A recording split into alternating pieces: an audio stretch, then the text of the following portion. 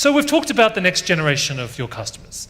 We've talked about how they will influence the design of companies in the future.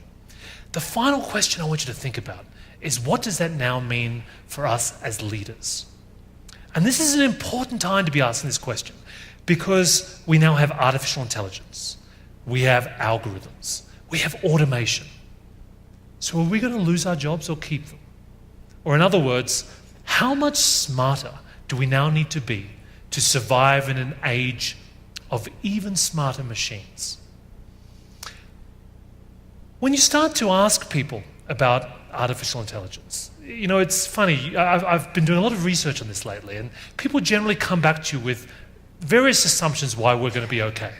One of the big assumptions is that the robots will never take the high-level jobs. You know, the top managers are going to be fine. The lawyers, the accountants are going to be fine. You know, I actually trained as a lawyer. My mum was, and an accountant. My mum was Chinese. And I don't know if you know this about Chinese people. They're quite aggressive about education. So she said to me, listen, I'm not going to tell you what to do with your life. I'm not like the other Chinese mothers. I'm going to give you a choice.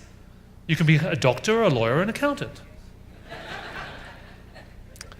Let me tell you, the worst 6 months of my life was spent as a paralegal in a law firm. Because despite all of this fancy education, the first day I got in there was a stack of papers on my desk, and the partner was like, great, you're here. I need you to proofread every one of these documents. So when I heard recently that there was a big law firm called Baker & Hostetler who had just hired a artificial intelligence to become a general partner in their bankruptcy division, powered by IBM's Watson, I thought, this is wonderful. There's not going to be a single paralegal in the entire known universe who's going to be sad that there's now an AI doing all of this routine proofreading and other transactional work.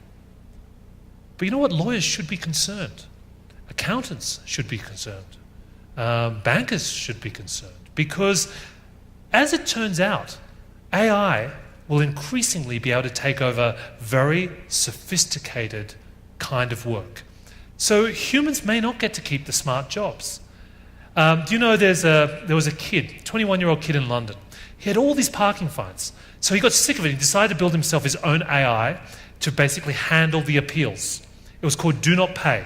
And in the last 18 months, he's overturned 160,000 parking tickets and appealed $4 million in fines. Just a little bit of code.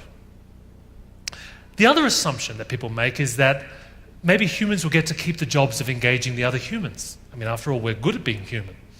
Do you know every morning today in China, 20 million teenagers wake up. The first person they speak to is not a human being at all. It's called Xiaoice. It's built by Microsoft. It's known as Little Bing. This is a program that studies human beings in order to learn how to be more human. She studies all the conversations that people have on the internet. She remembers things you say. So let's say you wake up today and Xiaoice asks you how you're feeling. You say, I'm not feeling so well. My dog is sick. Tomorrow she'll remember. She'll ask how your dog is feeling. Now, they tried to bring her to America. You might have read about it. It was called Tay. They let it run for 24 hours, talking to American teenagers on Twitter. It became so racist and bigoted, they had to take it offline. I think it's going to run for US election next year. This is the problem with machine learning. The machines are learning from us. But it's already starting to move into the enterprise. This is Amelia. She's designed by a company called IPsoft. I recently interviewed the founder about this new technology. She's what's known as a cognitive agent. So she studies all of the possible problems that customers might have, whether you're in a bank or an insurance company, and she can solve most issues. But if for some reason she can't help you, she'll escalate it to a real human being. But you know what? The real human shouldn't be too happy about being smarter than the $1 million supercomputer. You know why? Amelia's listening in, and she looks at how the human being solved the problem. Next time, she gets it right. So is it any wonder that people are a little worried? The rise of machine intelligence. But I actually think this is a much more interesting question. You see, I think the real question we should be asking ourselves is, what will human intelligence be like? How do we now need to upgrade ourselves as leaders to not only remain relevant, but to thrive?